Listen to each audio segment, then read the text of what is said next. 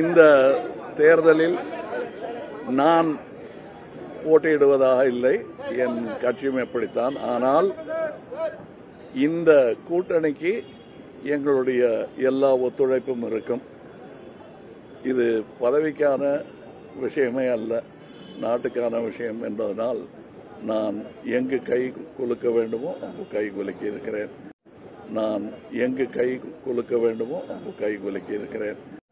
நான் எங்கு கை குலுக்க வேண்டுமோ அங்கு கை குலுக்கி இருக்கிறேன். இப்போ ஆண்டவர் ஒரே குலுக்கா குலுக்கிட்டாரு உதயநிதியை பிடிச்சி. எதுன்னு பார்த்துக்கிட்டிங்கன்னா கையங்க எங்கு கை குலுக்க வேண்டுமோ அங்கு கை குலுக்கி இருக்கிறேன். தப்பா நினைக்கிறாங்க. உதயநிதியை பிடிச்சி ஒரு குலுக்கிட்டாருங்க. வீடியோ போகும்போது பார்த்தீங்களா, குலுக்குனார்ல கையை கரெக்டாக குலுக்கியிருக்காரு. ஆண்டவர் குலுக்கிறதுக்கு முன்ன குட்டி எப்படி ஆண்டவர் குலுக்கிறதுக்கு முன்ன குட்டி நான் எங்கு கை குலுக்க வேண்டுமோ அங்கு கை குலுக்கி இருக்கிறேன். அப்படியே கொஞ்சம் யோசித்து பார்க்கும்போது ஆண்டவர் என்னெல்லாம் பேசியிருக்காரு, அந்த ஆண்டவர் பேசுனதையும் புரிஞ்சு சில பேர் நம்மவருக்கு சில பேர் கைத்தட்டிருக்க தெரியுமா, அதை தான் இன்னைக்கு நம்ம ரோஸ்ட் பண்ண போகிறோம்.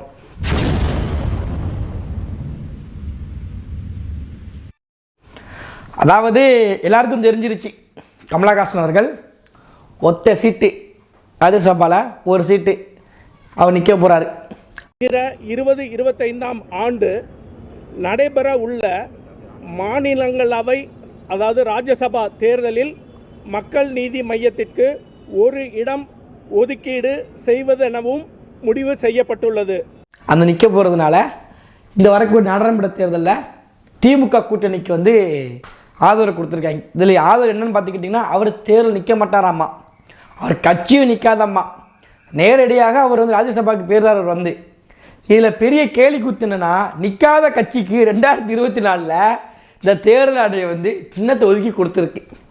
இந்த கட்சி தேர்தலே நிற்க மாட்டேக்கு, ஆனால் இந்த கட்சிக்கு டார்ச் எடுத்துக்கி ஒதுக்கி கொடுத்துட்டாங்க. இந்த டார்ச் எடுத்து அடித்து பார்த்தோன்னு வச்சுக்கோங்களேன், முன்னக்குட்டி ஆண்டவர் ஒன்று பேசுகிறாரு, அந்த பேசுகிறத நீங்கள் பாருங்கள். நேர்மையாக இருக்க முடியும், அந்த மாதிரி அரசியல் செய்து ஜெயிக்கவும் முடியும் என்று நம்புவர்கள் மட்டும்தான் இங்கே இருக்க முடியும்.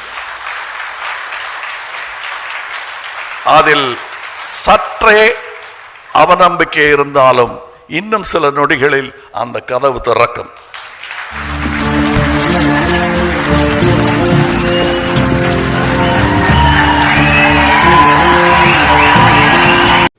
கதவு திறந்தே வைக்கப்பட்டிருக்குது அப்படின்னார்.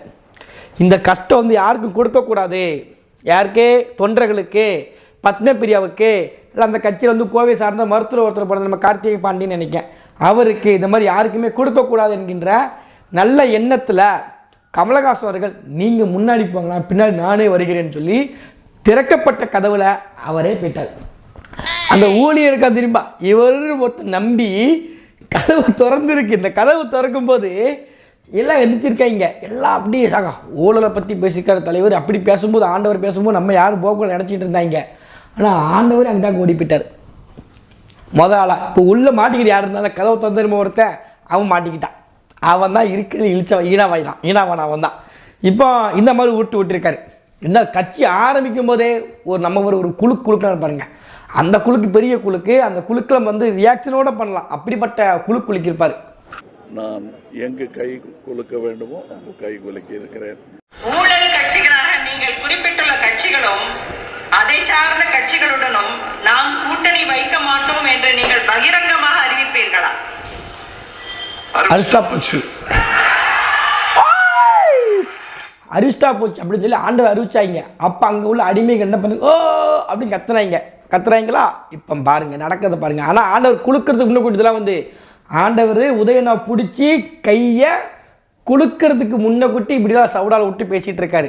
ஆனால் குலுக்கிறதுக்கு முன்ன குட்டி இன்னொன்று சவுடால் என்ன சவுடாலும் கேளுங்க, யோசிச்சு பாருங்க. குலுக்கிறதுக்கு முன்ன குட்டி கூட்டத்தை கூட்டி எத்தனை வருஷம் இருக்கோ இல்லை எத்தனை மாசம் இருக்கோ நம்ம யாருக்குமே தெரியாது. ஆமாம், இதெல்லாம் செய்யாம ஒரு பெரிய கட்சியிடம் சேர்ந்து கொஞ்சம் கூட கும்பிடு போடணும், போட்டா போச்சு, அடே கூலை கும்பிடு போட்டால் போச்சுன்னு அதுக்கும் கத்திக்கிட்டு இருக்காங்க. அதாவது இப்போ என்னத்தை கும்பிடு போட்டான்னு தெரிலங்க. கட்சி கூட்டி கூட்டத்தெல்லாம் கூட்டி மக்களெல்லாம் திரட்டி நம்ம வந்து இப்படி கட்சி ஆரம்பிக்கிறது முன்ன கூட்டி ஒரே ஒரு கட்சியில் போயிட்டு கூல கும்பிடு போட்டால் போதும், எதுக்கு இந்த கட்சியை கூட்டுறதுக்கு இந்த மக்களை கூட்டுறோம் அப்படின்னு சொல்லி அப்படி பகிரங்கமாக கேள்விக்கக்கூடிய கமலஹாசன் அவர்கள் இன்னைக்கு எந்த கூல கும்பிடு போட்டாருன்னு தெரியல. எப்படி குனிஞ்சி வச்சு வணக்கம் போட்டாரா, நிமிர்ந்து வணக்கம் போட்டாரா, குனிஞ்சா உட்காந்தா படுத்தா எப்படி கையை குலுக்குனாரு வர புரிய மாட்டேங்கி. அந்த நண்பர் மேம் கமலஹாசன் சொல்கிறீங்க, யார் தப்பா நினச்சிக்கிட்ட கூடாது, நான் வந்து ஆண்டவர் மாதிரியே பேசிக்கிட்டு இருக்கேன், உங்களுக்கு புரியுது புரியலாம் பரவாயில்ல, நான் கரெக்டாக பேசிகிட்டு இருக்கேன். அவர் கையை குலுக்கிறதுக்கு முன்ன குட்டி இப்படிலாம் பேசியிருக்காரு. இப்போ ஆண்டவர் இன்னொரு உருட்டுவா பாருங்க, இன்னொரு குலுக்குவா பாருங்க. அந்த கந்தரை கொட்டே நடுங்கின கூட்டம் இந்த குலுக்கு, அந்த குலுக்க மட்டும் கேளுங்க. தெரியுது நீ ஆளும் சைஸும் ஒரு மாதிரி தெரியுது. நீ இல்ல நீ அந்த வேலை பண்ணதுல நீ தமிழ்நாடா நானும் எந்திக்கவே முடியாது, படுத்தே கிடக்கிற விட நான் நானும் வேற ஒன்று நினைச்சிட்டேன். என்ன தொங்கிருச்சு?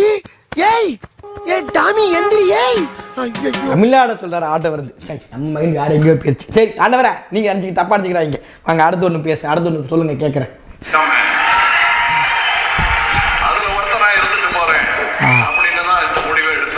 சரி சரி ஆக ஆக புரிஞ்சிருக்கணுங்க, நம்ம தப்பு பண்ணிட்டோம். அவரை ஆக அவர் சொல்லியிருக்கும் போது ரைட்டு இது அங்கே தான் அறிவாலயத்தில் போய் நிற்கும் போது அவ்வளோப்பட்ட ஆண்டவா அறிவாலயத்துக்கு தாண்டவா அப்படின்னு சொல்லி தாண்டி ஓடிட்டாரு. நம்ம ஆக அப்போவே கண்டுபிடிச்சிருக்கணும், நம்ம விட்டுட்டோம்.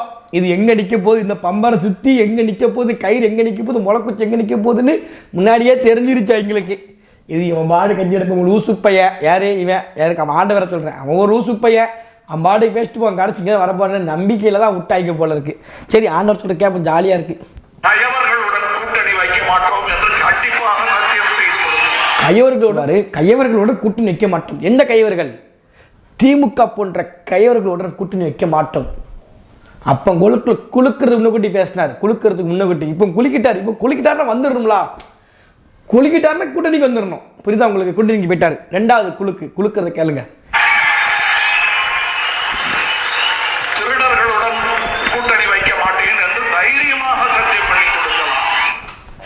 டிவியை உடச்சி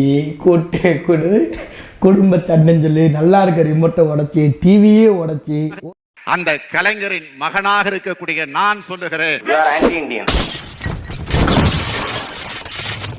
ஓட்டு போட்டிங்க நம்மளும் கேள்விக்கிட்டு சும்மா இருக்கிற ஓட்டையும் பிரிச்சு அட மானம் கெட்டவரே ஆண்டவரே சொல்லி உனக்கு ஓட்டு போட்ட 10 லட்சத்துக்கு மேற்பட்ட ஓட்டு போட்டீங்க கேட்க மாட்டானா? அடவே என்ன வேலை பார்த்துக்கிட்டு இருக்க நீ அப்படின்னு கேட்பாங்கல்ல. என்னத்தை ஆண்டவர் செய்யக்கூடிய செயல். இன்னொரு குழுக்க பாருங்க, மூணாவது குழுக்கு இது வந்து குற்றவாளிகள் என்று எங்களுக்கு தெரிந்துவிட்டால் கூட்டு சேர்க்க மாட்டோம் என்று வாக்குறுதி கொடுக்கலாம். குற்றவாளி என்று தெரிஞ்சு விட்ட சாப்பர் ஜாதிக்கு போன்றவர்கள் வந்து கட்சி வந்து வச்சிருந்துச்சு. முன்னாடி ஒரு மாதிரி ஆட்களாம் கூட்டி வச்சு கட்சி வச்சிருந்துச்சு. இப்படிப்பட்ட கூட்டணி கூட எப்படி இந்த ஆண்டவர் போகிறாரு, ஒரே ஒரு எம்பி சீட்டுக்கு இத்தனை பேரும் அடமானச்சிட்டு. இதில் நீங்கள் பார்த்துக்கிட்டிங்கன்னா எனக்கு இன்னும் திருப்பி என்ன, அந்த பத்மபிரியாவுக்கு முதல்ல தெரிஞ்சிருச்சு. பத்மபிரியா ரொம்ப விவரம், அதாவது சமூக ஆர்வலாக இருந்தாலுமே மண்டக்குள்ளே மூளை இருக்குது உங்களுக்கு வந்து. அதாவது அந்த அம்மா நிஜமாக நினச்சிருக்கு எங்கே போனாலும் இவங்க தான் நிற்க போகிறாரு. அது நானே இப்போ சொல்லி இப்போ பத்மபிரியாவுக்கு பெரிய சந்தோஷம். ஆஹா சூப்பர் அருமை, நீங்கள் இங்கே தான் வரீங்க எனக்கு தெரியும், வா அண்ணாமலை நீங்கள் தான் வருவோம் தெரியுமா, அந்த மாதிரி இவங்க தான் வருவேன்னு தெரியும். பத்மபிரியா முன்னக்கூட்டியே ஓடிருச்சு. அந்த மதுரையில் இருக்கக்கூடிய அந்த மருத்துவர் அவருக்கும் தெரிஞ்சிருச்சு. நல்லா உட்காந்து கறந்து விட்டாங்க, கறந்து விட்டாங்க. கறந்தவர் நீ எங்கே தான் வரப்போகிற ஒத்த சீட்டுக்கு வாடா மகன், நான் முன்னக்கூட்டியே போகிறது முன்னக்கூட்டி அவர் ஓடிட்டார். இப்போ பார்த்துக்கிட்டு எவ்வளவு பெரிய குளறுபடிகள் இருக்குது பாருங்கள். அரசியல் சாக்கணும் எனக்கு தெரியுமா? இந்த மாதிரி கருமம் பிடிச்சவங்களாம் அரசுக்குள்ளே இருக்கும்போது தான் மக்களுக்கு அரசு மீது நம்பிக்கையே இல்லை. ஆமாம், இது எலெக்ஷன் வாக்குறுதி அல்ல, கட்சி ஆரம்பிக்கும் போதே கொடுக்கிறோம். அப்பவே உருட்டியிருக்கார், குலுக்கியிருக்காருங்க இவர். அப்பவே குலுக்குன்னு குலுக்கியிருக்கார். அதாவது இந்த குலுக்கள் நம்ம எப்படி எடுத்துக்கிறதுன்னு தெரியலை. தேர்தலில் ஒரே ஒரு எம்பி சீட்டுக்காண்டி ஒட்டுமொத்த பேர் அடமானம் வச்சு எத்தனை பேர் நம்பி ஓட்டு போட்டிருக்காங்க. எதை பற்றியும் கவலைப்படாமல் எந்த டிவி எதற்காண்டி ஒழிச்சாங்களோ அதே இதைக்காண்டி கூட்டணி போய் சேர்றார் அந்த கட்சி கூட. இன்னொரு பெரிய விஷயம் என்னென்னா, இவரை வந்து ஒரு மனுஷனை மதிக்க மாட்டார் ஸ்டாலின் அவர்கள்.